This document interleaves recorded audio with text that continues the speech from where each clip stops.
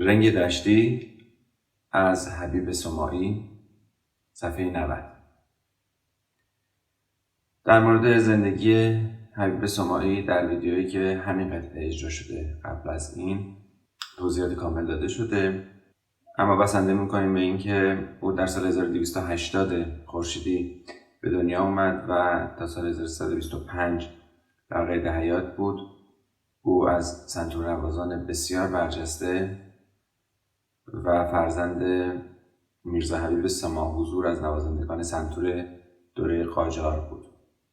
این قطعه احتمالاً با الهام از موسیقی منطقه شمال ایران، گیلان و مازندران و منطقه تالش ساخته شده.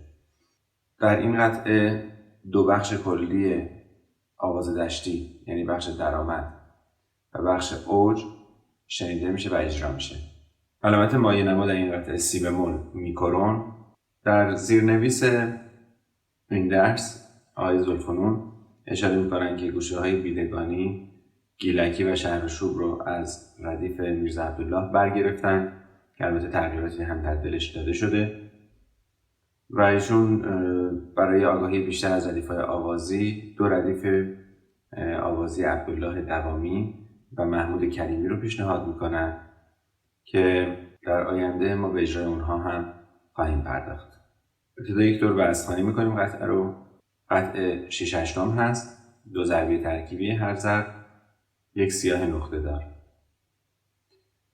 بم لا دو لا دو لا دو لا ره دو سی لا سول سول لا سول بم لا لا سول لا سول فا سول فا بم لا لا سول لا سول فا سول فا بم لا دو لا دو لا دو لا ره دو سی لا سول سول لا سول بم لا لا سول لا سول فا سول فا بم فا لا سول لا سول فا سول فا بم دو ره می فا سول فا می فا می ره فا می ره می ره دو ره سول سول ره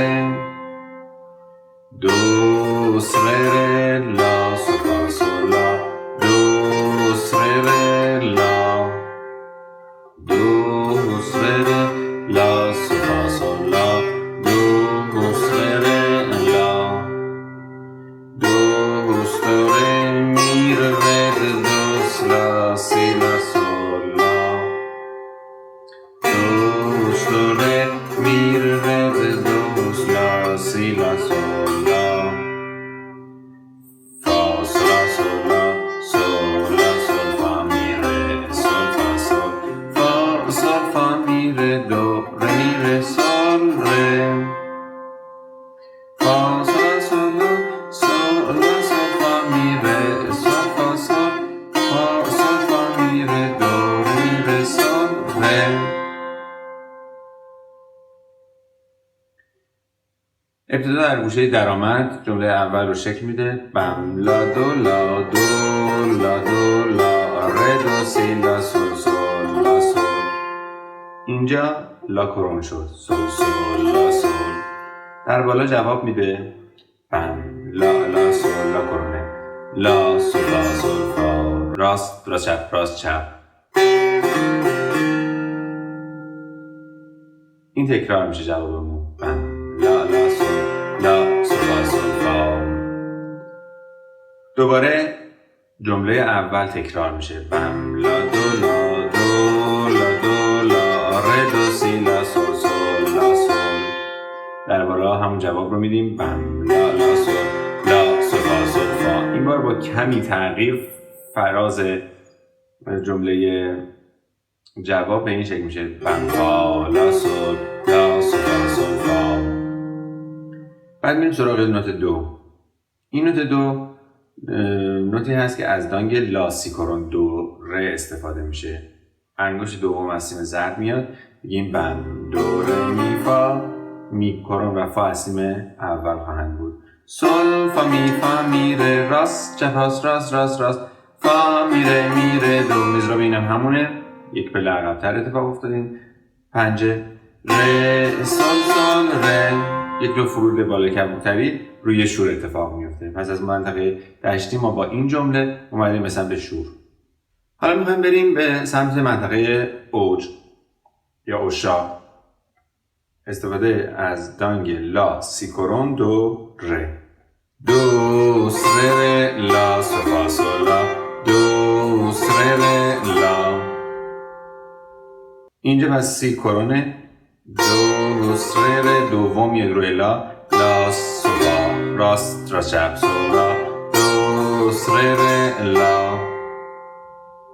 میریم در بالا هم همینو جواب میدیم در هنگام بم. دو سه ره لا سو فا سول لا. دو سه ره لا. این بار جمله اوشاق رو کمی توسعه میدیم. دو سه ره و به نوعی میخوایم فرود بیان به سمت دشتی. انگشت اول میاد روی دو. دو سه ره بعدش می ره دوست. اینا با تکریز به هم دیگه وصل میشن که بهش سینمال هم گفته میشه. می ره دوست. سی بمول شد در اینجا. لا سی لا سول لا. در بالا هم جوابشو میدیم همون جمله فقط هنگام بمتر. دو سه ره می ره دوست لا سی لا سول لا. و جمله فرود فا سول سول سول سول فا می ره سول فا سول. اینجا ره با انگشت اول میاد، سول با انگشت اول، بعد یک جابجایی داریم. فا سول فا می ره میکنم و ره میره تو سیم زر. دو ره ره سول ره. دانگ هایی که در این قطعه استفاده میشن لا سی کرون دو ره. دانگ بیشتنگ شور هست که در قطعه قبلی استفاده نشد. در این قطعه از نوت دو و ره این دانگ استفاده میشه. دانگ بعدی ره می کرون فا سول هست. دانگ بعدی سول لا کرون سی بمول دو و همچنین سول لا سی بمول دو دانگ دشتی. از لا دانگ شوری شکل میگیره. لا سی کرون دو ره برای اوشا و بعد دو ره می بمول فا دانگ دشتی هست. با سرعت 80 اجرا میکنیم.